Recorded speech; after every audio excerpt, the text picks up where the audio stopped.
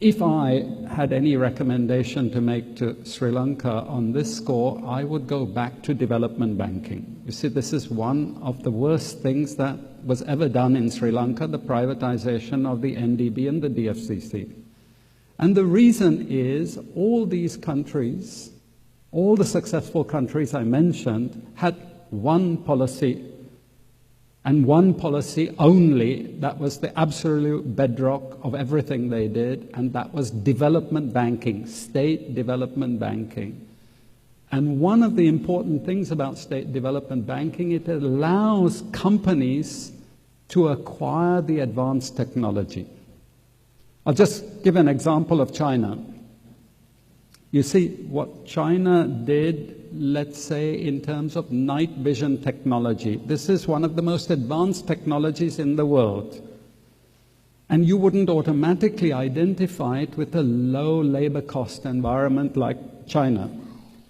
But what the Chinese did was they said, no, we are not interested in only low value-added manufacturing. We want to go after the higher value-added manufacturing as well.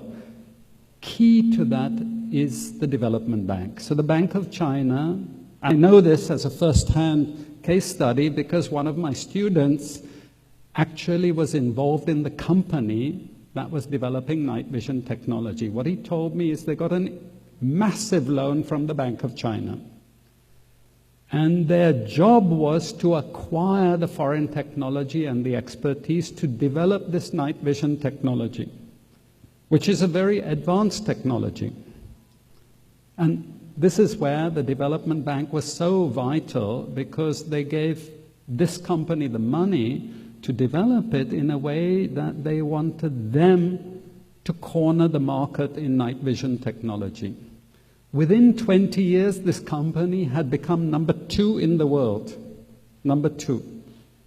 Okay, you wouldn't naturally associate a low wage cost environment with the acquisition of this very advanced technology. But the point about China is they're not interested in just having low wage or low remunerative tasks. What they want is a holistic approach. And this is why development banking is so important.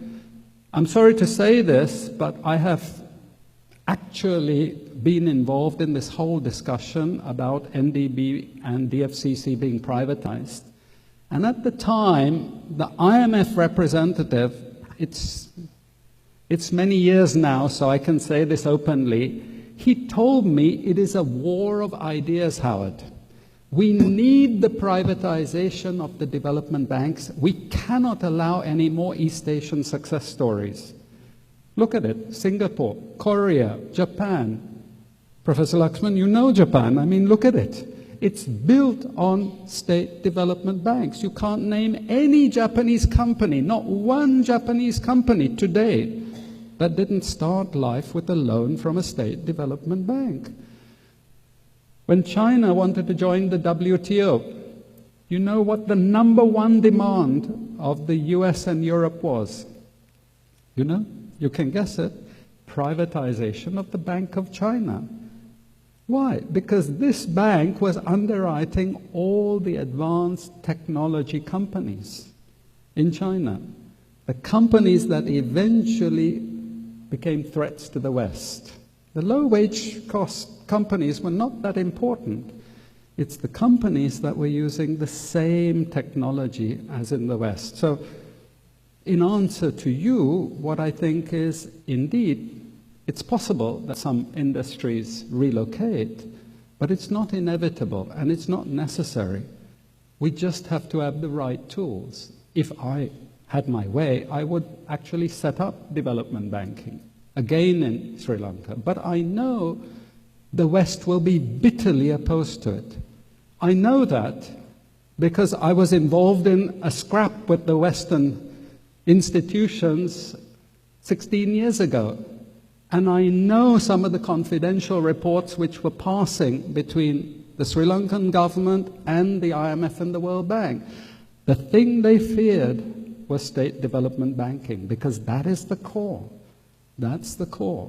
Once you get state development banks, then you're in a totally different ballgame. You see, remember, when they came in after the assassination of President Premadasa, the first thing the IMF asked for was privatization of DFCC and NDB. DFCC and NDB were the two most efficient banks in Sri Lanka.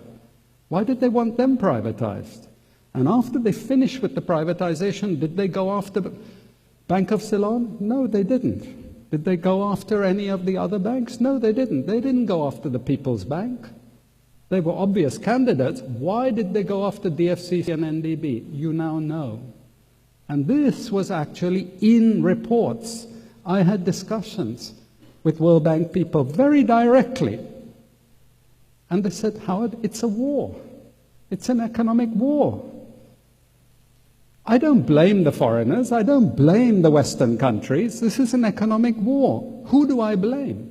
I say our people. If you forgive me for saying that, I blame our people. I don't blame foreigners. This is their job to block you. The question is, what are we doing about it? This is what is important. Thank you very much, Professor Howard Nicholas.